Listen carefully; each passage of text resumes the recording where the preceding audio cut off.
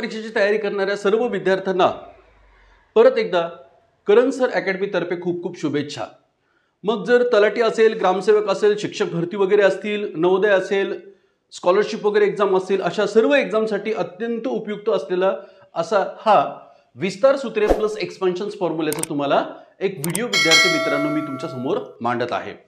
मग ते विस्तार सूत्रे कशा पद्धतीने असतात याचं एक सॅम्पल म्हणून मी तुमच्या समोर दोन विस्तार सूत्रे या ठिकाणी दिलेले आहेत।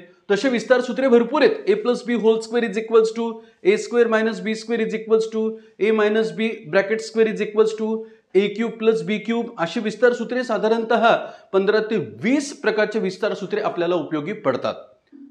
मग आपण कमी वेळेमध्ये कशा पद्धतीने एक्झाम्पल सोडवायचे या स्पर्धा परीक्षेमध्ये त्याचे 4 ऑप्शन्स दिलेले असतात।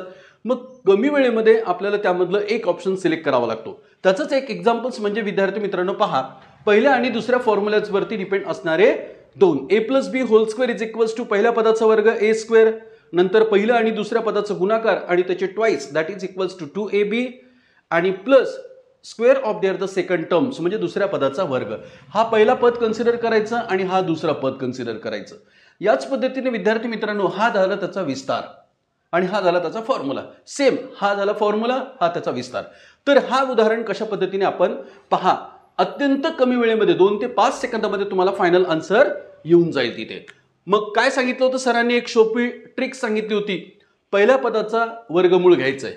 What is the square root of x square? x, very good. त्याच्यानंतर तिसऱ्या पदाचा स्क्वेअर रूट घ्यायचं। तिसरं पद म्हणजे 1 2 3 या ठिकाणी तिसऱ्या पदाचा स्क्वेअर रूट काय असेल? 2 आणि मधल्या पदाचं साइन। म्हणजे जर मधली संख्या जर -4x असेल तर आपल्याला -4x ची घ्यायची गरजच नाहीये, फक्त मधल्या पदाचा साइन घ्यायचं। मग तिथे साइन कोणता असेल? मायनस, मग x - 2 ब्रॅकेटचा स्क्वेअर। अशा पद्धतीने आपल्याला कमीत कमी वेळेमध्ये याचे दोन फॅक्टर्स पाडता येतात। एक first one factor is x - 2 and another factor x - 2। मग ऑप्शन्स मध्ये एक प्लस दिलेला असतो, एक मायनस दिलेला असतो। ऑप्शन्स मध्ये दोन्हीही मायनस दिलेले असतात। ऑप्शन्स मध्ये परत एक संख्याच वेगळी दिलेली असते, x + 4 x - 4। अशा कमी वेळेमध्ये आपल्याला मग करेक्ट ऑप्शन्सला टिक मार्क करता येतो। याच पद्धतीचे विद्यार्थी मित्रांनो एक व्यावहारिक अपूर्णांक संदर्भात सेम तसंच एक एक्सपान्शन फॉर्म्युला मी तुमच्यासाठी थोडं कठीण आहे, पण त्याचं पण उत्तर काही सेकंदामध्ये आपल्याला मिळून जाईल। सेम तोच फॉर्म्युला अप्लाय करायचा। काय सांगितलं आता सरांनी? चला व्हेरी गुड। पहिल्या पदाचं स्क्वेअर रूट घ्यायचं, नंतर square root of the third terms म्हणजे थर्ड टर्म्स कोणती? 1/9।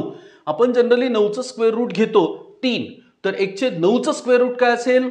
1/3 आणि sign of the middle terms. मग मिडल टर्म कोणती आहे या ठिकाणी? प्लस, त्याचं साइन द्यायचं।